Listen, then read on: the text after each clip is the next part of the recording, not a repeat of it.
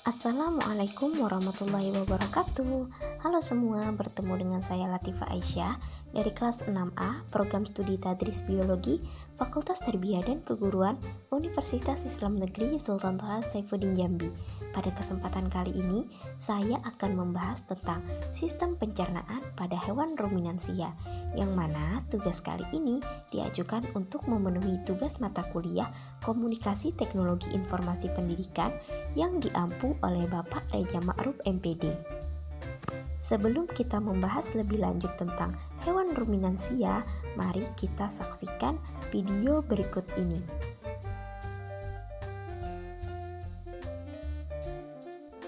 Nah, pada video ini terlihat seekor sapi yang sedang istirahat, di mana mulutnya terus mengunyah, padahal dia tidak menyabit makanan ataupun memakan rumput.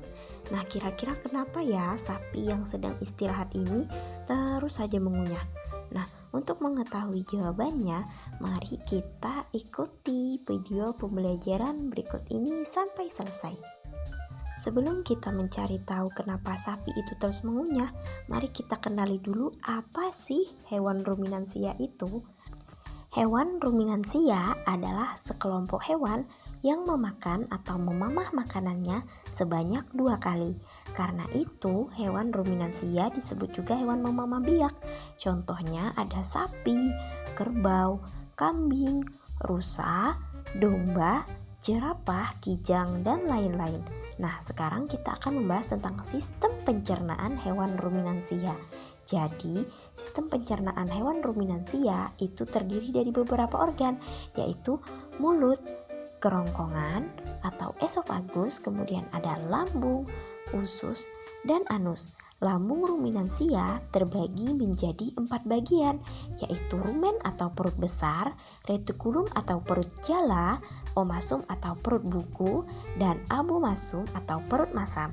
Makanan hewan ruminansia adalah tumbuhan yang banyak mengandung selulosa, seperti rumput dan dedaunan.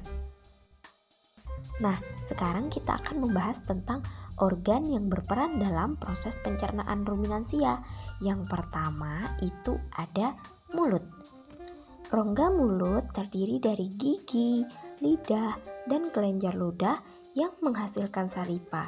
Gigi terdiri dari gigi seri untuk memotong makanan dan gigi geraham untuk mengunyah makanan. Pada sapi ataupun hewan ruminansia tidak ada gigi taring. Kemudian lidah berfungsi untuk merenggut rumput atau makanan dan mendorong makanan yang sudah dikunyah untuk menuju ke lambung. Kemudian ada saliva. Saliva merupakan cairan atau enzim khusus yang dihasilkan oleh kelenjar ludah untuk disalurkan ke rongga mulut. Saliva juga berperan dalam proses pencernaan kimiawi, yaitu pencernaan yang melibatkan zat kimia berupa enzim. Yang kedua ada esofagus atau kerongkongan.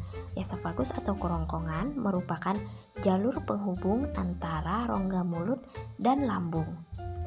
Organ selanjutnya ataupun organ yang ketiga adalah lambung. Lambung terdiri dari 4 ruang. Yang pertama ada rumen, retikulum, omasum, dan abomasum.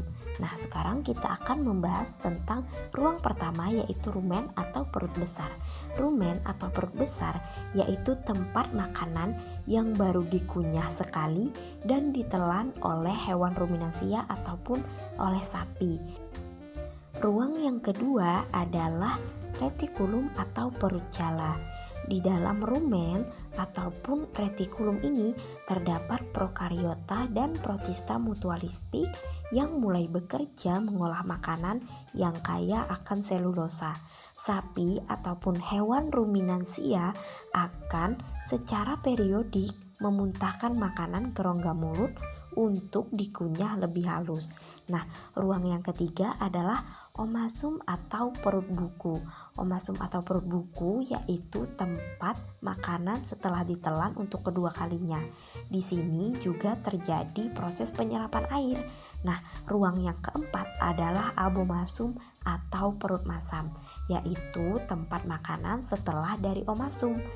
Di sini terdapat banyak mikroorganisme dan makanan di sini dicerna dengan bantuan enzim.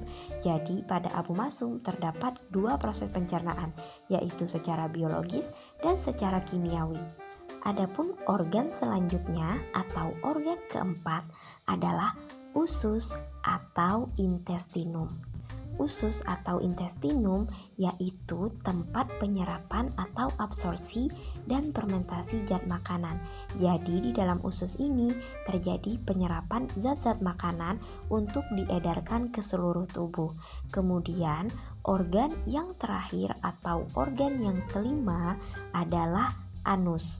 Anus merupakan organ atau lubang tempat keluarnya sisa pencernaan makanan berupa feses.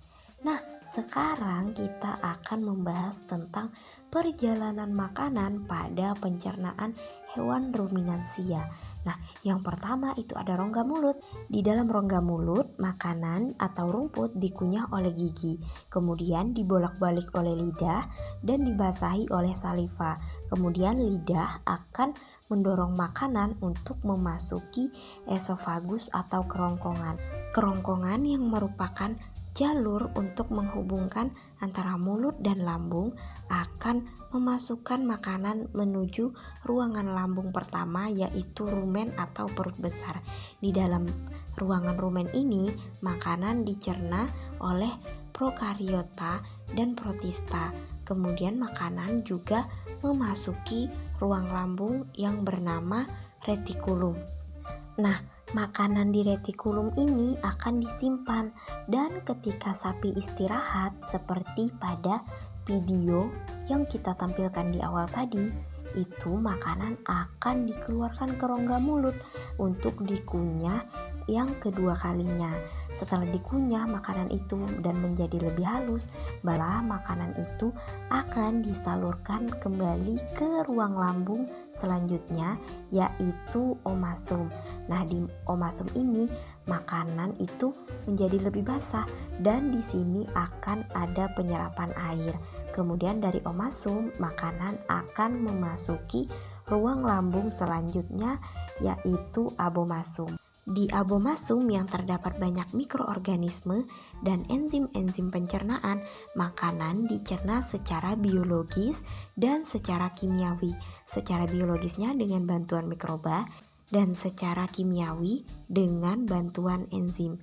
Kemudian makanan ini akan dilanjutkan ke usus. Di dalam usus terjadi proses penyerapan atau absorpsi, yaitu proses di mana zat-zat makanan itu akan diserap oleh tubuh untuk diedarkan ke seluruh tubuh melalui peredaran darah. Sisa dari makanan yang telah dicerna itu akan dikeluarkan melalui anus atau dalam bentuk feses. Nah, selesailah sudah proses pencernaan makanan pada hewan ruminansia. Selesai juga pembahasan kita hari ini dan saya ucapkan terima kasih karena telah menyaksikan. Semoga bermanfaat. Saya akhiri. Wallahu muwaffiq ila aqwamit thoriq. Wassalamualaikum warahmatullahi wabarakatuh.